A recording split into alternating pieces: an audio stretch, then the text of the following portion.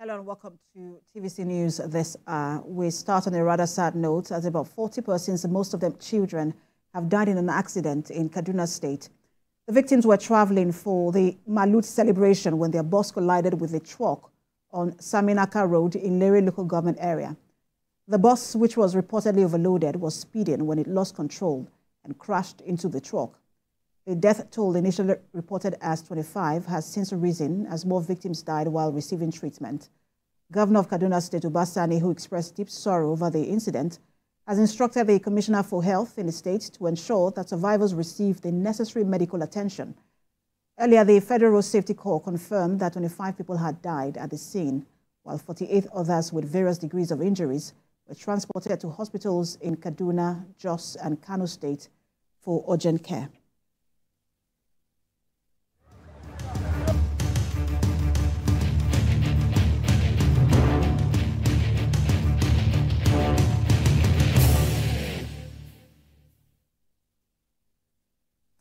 Now to a coverage of the devastating flood disaster in Maiduguri. President Bola Tinubu says his administration would do all it can to rebuild communities affected by the flood and bring succor to victims.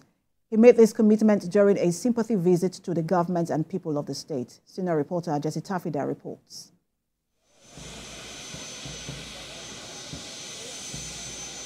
President Bola Tinubu was accompanied by the Senate President Godswill Akpabio, members of the National Assembly, and chairman of the Nigerian Governors Forum, Abdulrahman Abdulrazak. President Tinubu is in the state to commiserate with the government and people over the floods that affected over 1 million people. Thank you. He disclosed that government under his administration will do its best towards bringing succor to victims of the flood disaster. This visit, according to Mr. President, is to share in the moment of grief and pain with the victims of the flood. I'm just here to sympathize with you. I know your palace was overtaken by flood. I've had the report. This one disaster that we must pay attention to. We will help Borno State. President Tinubu promised to assist the state government in no small measure to bring Borno back to its feet. Jesse Tafida, TVC News, Maiduguri.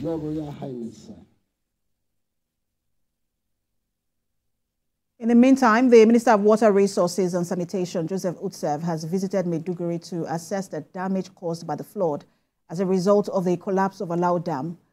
The minister assured to work assiduously to fix the damaged dam so as to avert future occurrence. The minister also visited the governor of the state, Babagana Zulum, and the sheriff of Borno, Abubakar Garubai El Kanemi, to commiserate with them over the disaster that affected more than 1 million people. Our technical team, which have been on ground about 2 days back, and are also going around assessing the situation. As we go back, we will have a detailed study of the situation and come out with preferable solutions that will give permanent solution to this particular problem. We are meant to understand that this happened in 1994 and it was not as devastating as this. So with this, we will make sure that from the Federal Ministry of Water Resources, in collaboration with the state government of Borno State, will work out a permanent solution. The superb champ.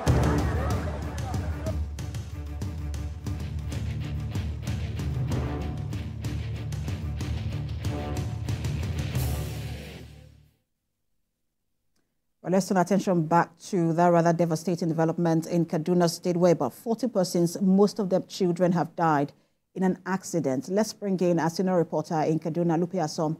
He joins me live. Lupe, really devastating development there. What's the latest you can tell us at this moment?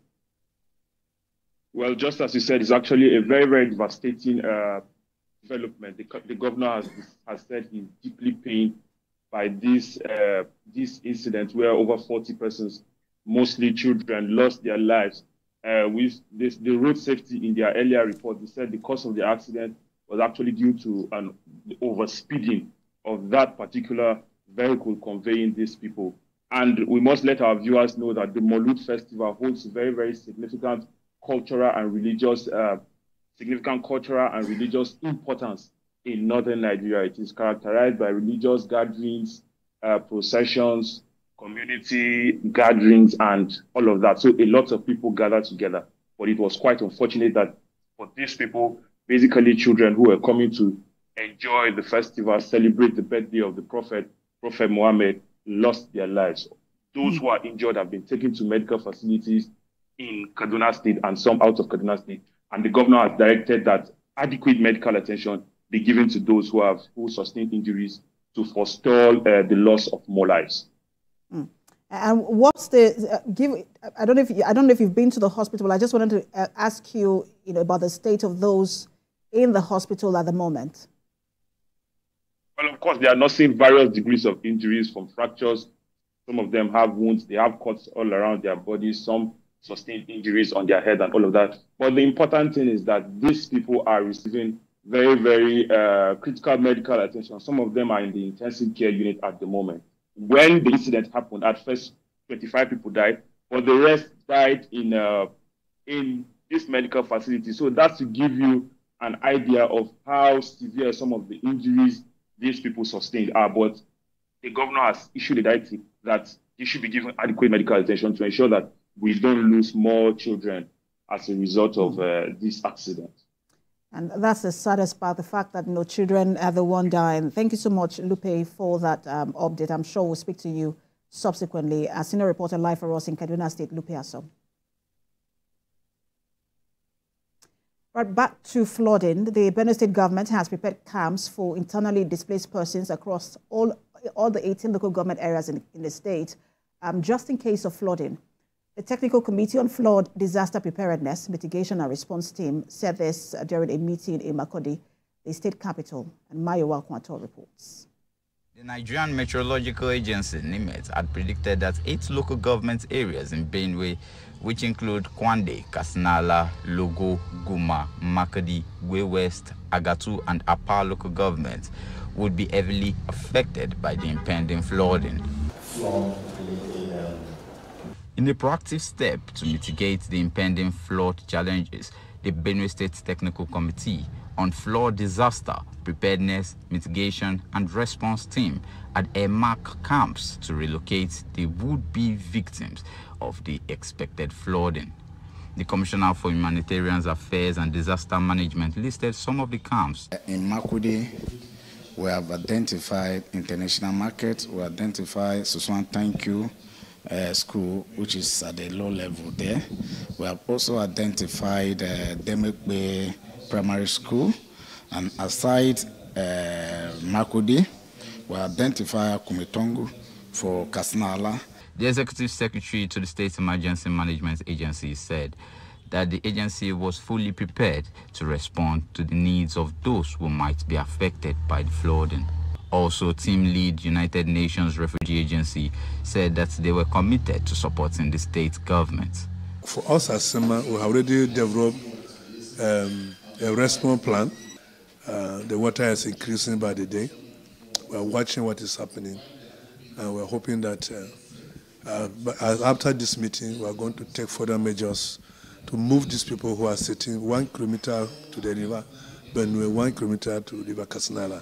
My organization, UNHCR, is committed to supporting the Benue State government to ensure that the impending flood that is being anticipated, effective preparedness, early warning, effective response is given to ensure that if the flood eventually happens as being projected, the government is ready and willing to respond adequately. How can we fasten this evacuating those who are prone to the flood before it happens? The team lead International Organization for Immigration assured the government of the organization's support. Mayowa Okwato, TVC News, Makurdi. Now to other stories. The Minister of State for Petroleum Resources, Oil, says over 200 billion naira have been realized in the host communities trust fund. He said this when he received the leadership of the communities in Abuja. The minister, however, says the monies cannot be utilized in some communities as a result of disputes. Helen Osamede reports. Petroleum host communities play a crucial role in ensuring unhindered production of oil and gas as oil pipelines and other installations run through their lands and streams. In the past, these communities have been exploited without the commensurate development in their areas. The adoption of the Petroleum Industry Act 2021 marked a new beginning for these communities as it seeks to remedy historical grievances by ensuring that they benefit directly from the resources extracted from their communities. The Act seeks to create Host Community Development Trust Fund, which mandates oil companies to set aside 3% of their annual operating expenses to improve the standard of living in the communities. Leaders of the host communities are here to visit the Minister of Petroleum Resources, Oil, as they present several issues that affect their communities to the minister.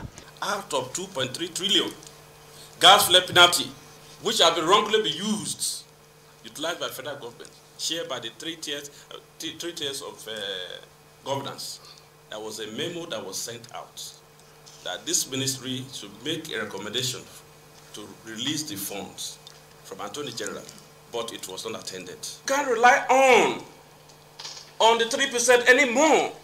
We need a review. Also sad that OSCOM, as a strategic partner, which is the third leg, is not carried along in the areas of training, scholarship and employment by the various prioritizers, commissions and agencies under the ministry. The minister reveals that monies realized from the Community Trust Fund cannot be utilized in some communities due to the dispute that have lingered among members, even as he charged their leaders to ensure the broker peace among their members.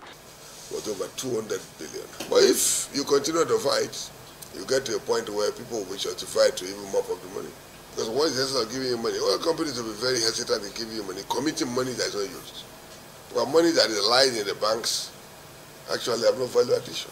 It is when it is used to develop the areas that the people of the area can benefit, from the availability of, They were urged to do more in protecting the nation's assets and to contribute in ramping up the country's oil production. Helen Osamede, TVC News, Abuja.